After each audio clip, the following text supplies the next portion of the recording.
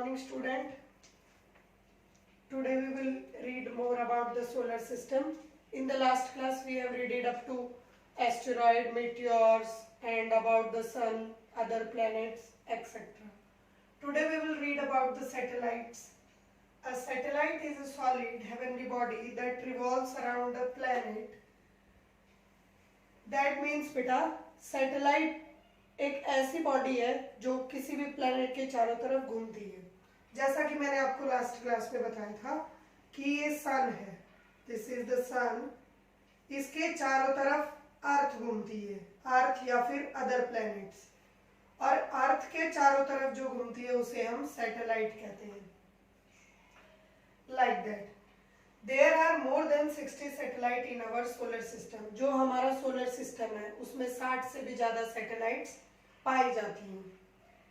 Accept Mercury and Venus all planet have their own satellite. सिर्फ Mercury और Venus ही ऐसे दो प्लैनेट हैं बेटा जिनकी कोई भी सैटेलाइट नहीं है, और बाकी सभी प्लैनेट्स की अपनी अपनी सैटेलाइट्स हैं. कुछ की नेचुरल सैटेलाइट्स हैं, कुछ की मैन-मेड सैटेलाइट्स भी हैं. There are two types of satellites. First one is natural satellites and second is man-made satellite. The difference between the both is that natural satellites are created by the nature itself. Example, moon. And man-made satellites are created by the human beings. Those revolved around the planets. Example, Aryabhatta, INSAT-3, etc. Why do we release a satellite in the space? What are the benefits of the satellite? We will read it further. The purpose of releasing a man-made satellite in space are for the communication purpose. Communication in the sense you are talking with your mobile phones to other relatives, friends, parents. This is because of the satellites beta. Because we have launched a communication satellite in the space, which help us in the communication. Second one is weathering, monitoring and forecasting.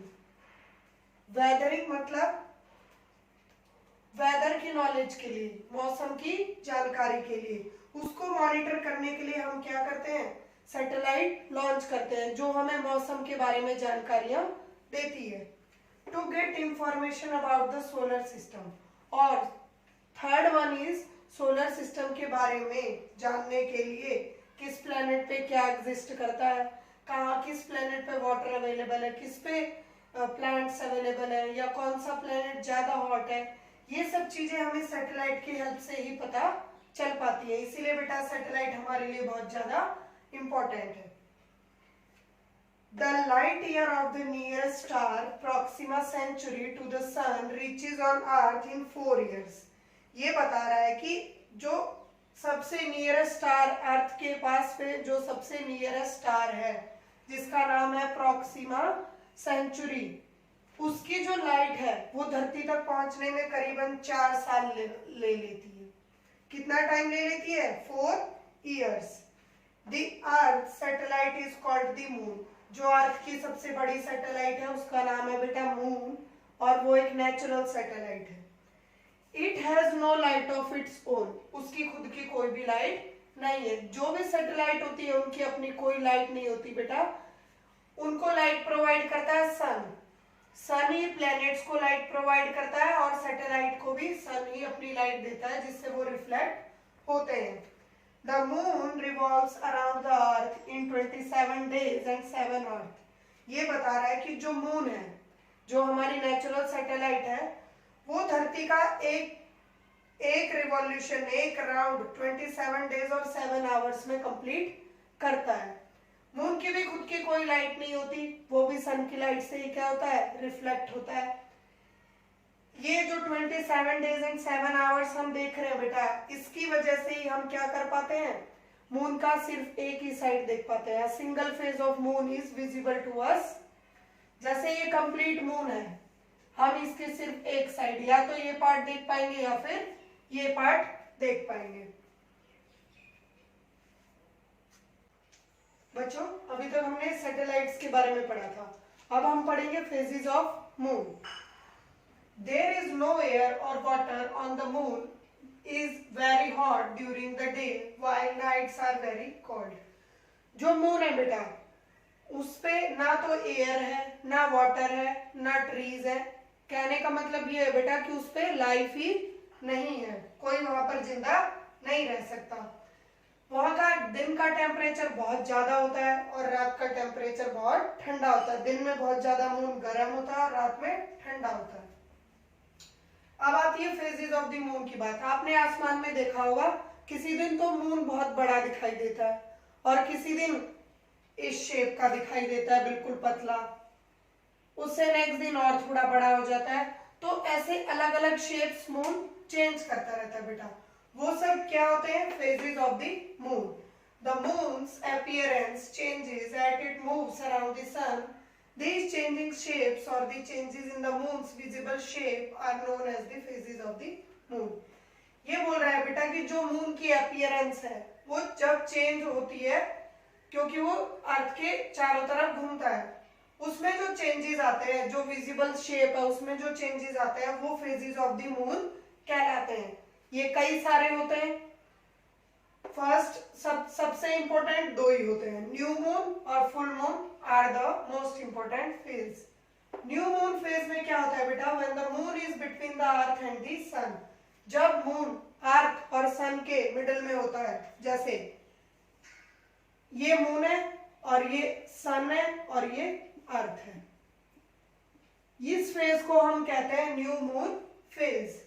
The part of the moon which faces the earth is in complete darkness. फिर उसमें क्या होता है बेटा? New moon phase में जो moon का face होता है जो अर्थ की तरफ होता है, जैसे कि ये वाला जो फेस अर्थ की तरफ है, ये किस में रहेगा? कंप्लीट डार्कनेस, बिल्कुल अंधेरे में रहेगा। और जो इससे पीछे वाला जो फेज है वो किस में रहेगा?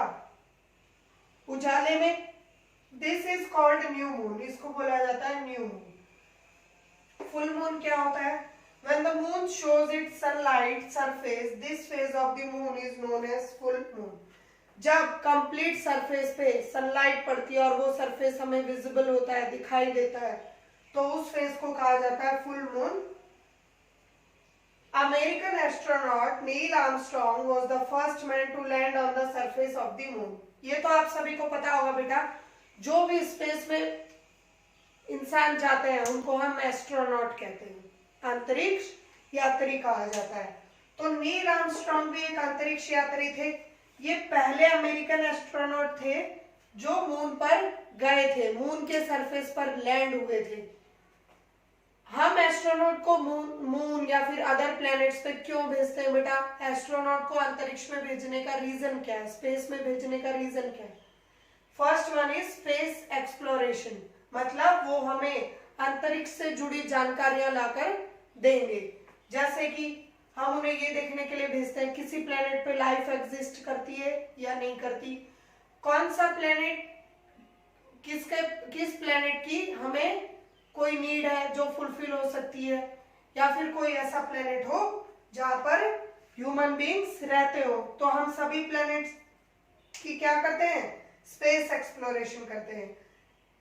The most famous comet is the Halley's comet, which appear after every 76 years. जैसे कि बेटा moon, star, asteroid, meteors, comet, ये सारी क्या होती है? हेवनली बॉडीज या सेलेस्टियल बॉडीज। मैंने आपको इसी चैप्टर में स्टार्टिंग में बिल्कुल बताया था कि सेलेस्टियल बॉडीज और हेवनली बॉडीज में कौन कौन इंक्लूडेड है?